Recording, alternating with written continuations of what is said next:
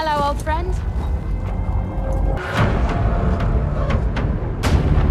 Now that the final nail is in the Battlefield 5 coffin, it's time to take a step back and a look at what really killed this game and possibly even the franchise as a whole. And I doubt it's what you're thinking. Battlefield 5 wasn't inherently doomed from the start, but there was going to eventually be a Battlefield game that was going to hit a solid wall, and it just so happens to be Battlefield 5. As we look back on the more successful games like 3, 4, and Battlefield 1, we think of those games as gems, but they are also responsible for what happened to Battlefield 5. Let's take a look back at Battlefield 3. Battlefield 3 introduced map boundary restrictions that not every single player shared, and that's when this all started. No longer can you flank the enemy entirely and go into their back spawn and capture their vehicles and flank them from behind. It encouraged a lot of the other players to hide in their spawn.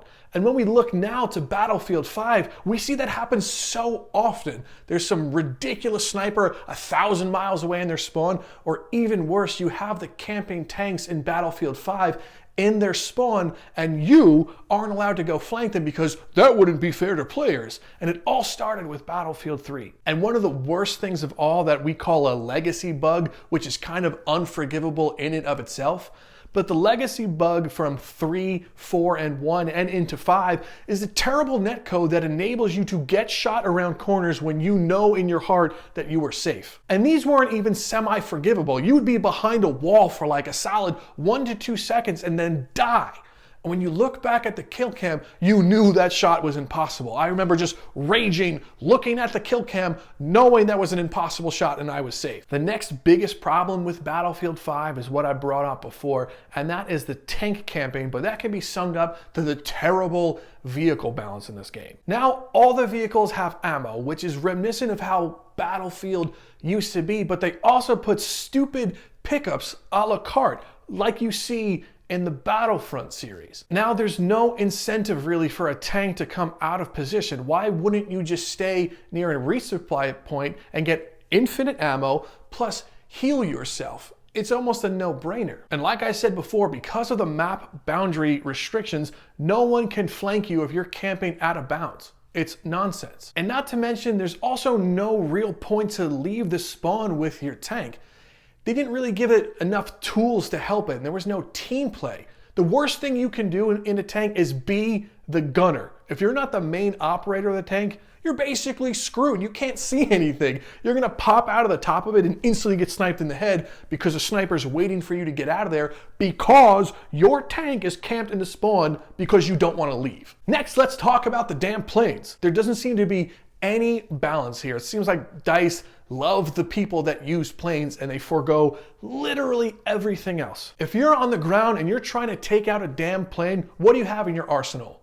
A lucky RPG shot? The Fliegerfaust that's basically tickling them at this point? And God help you if you decided to hop on an AA. The way it's designed right now, if you're on the AA trying to shoot up at the damn plane, it can kill you because you're out of range. All it has to do is shoot down on the ground and look for someone. The planes want you to be on the AA so they know exactly where to go and exactly who to bomb. And the next problem is that the planes themselves also have limited ammo, but it encourages them not to get into combat that often, is just come down, drop the bombs on the infantry, and then go back to the resupply point. It ends up stop being the rock, paper, scissors game that is required for Battlefield. It used to be if you're a plane and you're coming after an AA, you would fear that damn AA.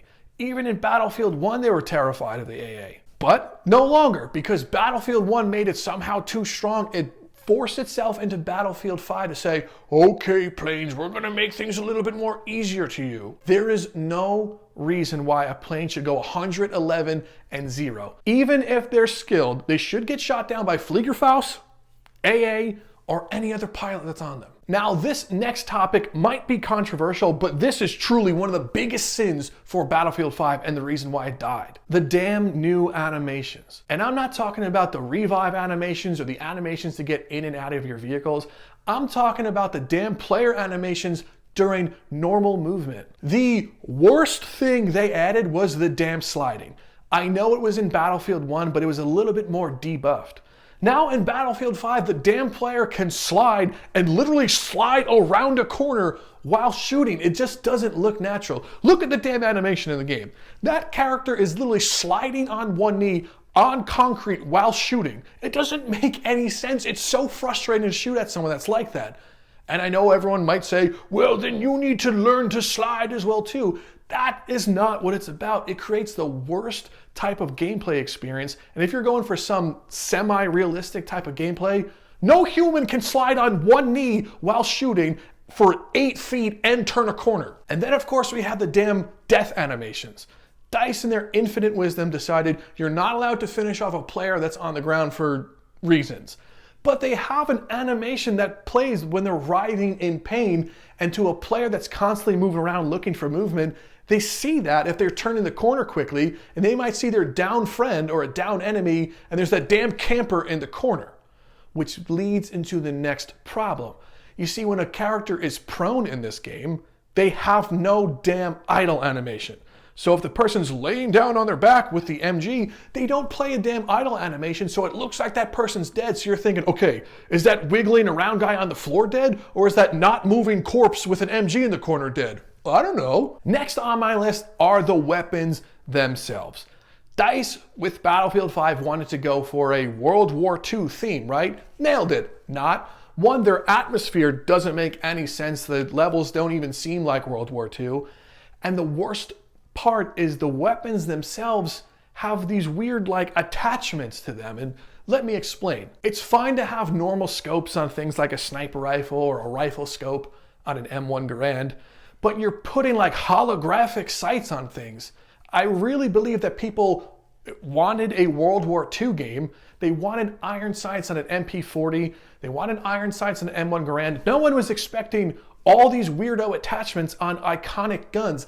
I really think that's one of the major things that took away from this game. My ranting continues with Battlefield themselves destroying its own identity. What's the one thing that Battlefield is known for?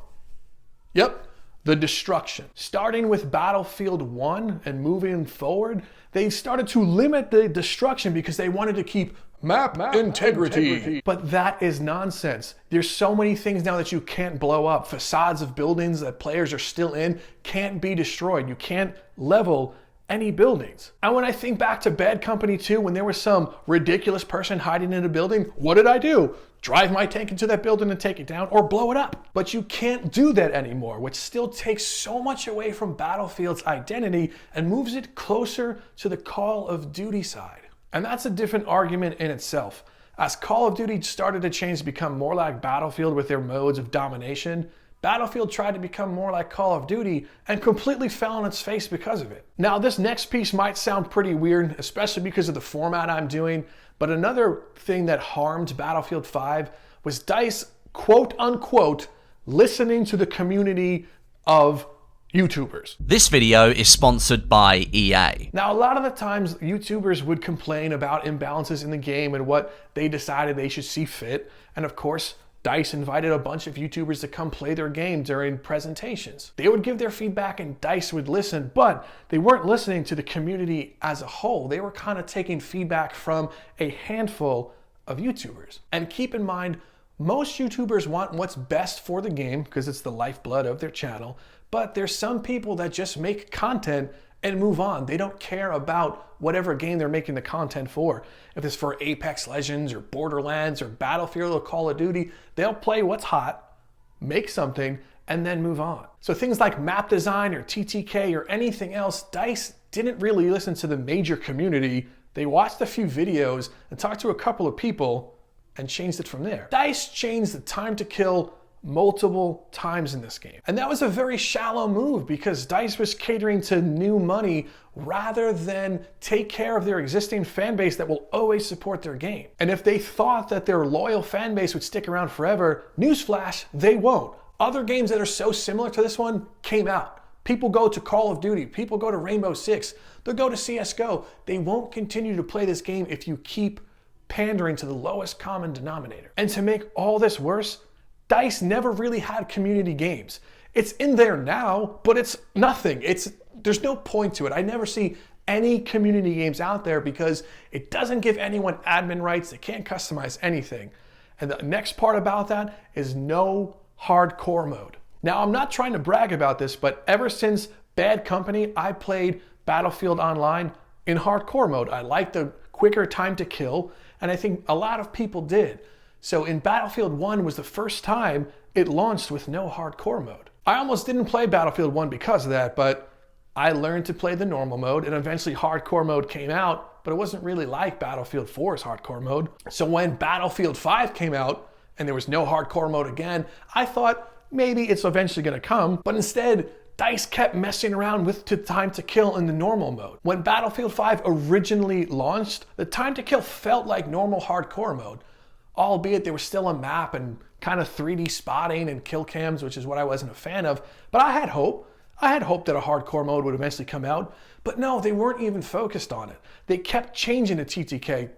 I think actually 3 times they changed the time to kill just to get new players, and that just didn't work out at all. One of the most important thing, if not the most important thing, is time to kill in a first-person shooter. If I point gun at you and you don't die for like 5 minutes, that's a bad game. And finally, it leads us to Firestorm.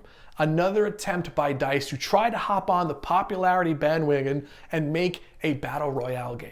However, this game was dead in the water the moment it came out. You see, every battle royale game worth its salt, if not every battle royale game, is free. This was not free. Sure, it came with the base game eventually when it came out, but to new players that kind of wanted to try it, it wasn't free. There was a pay-to-play entry, and no one's going to do that.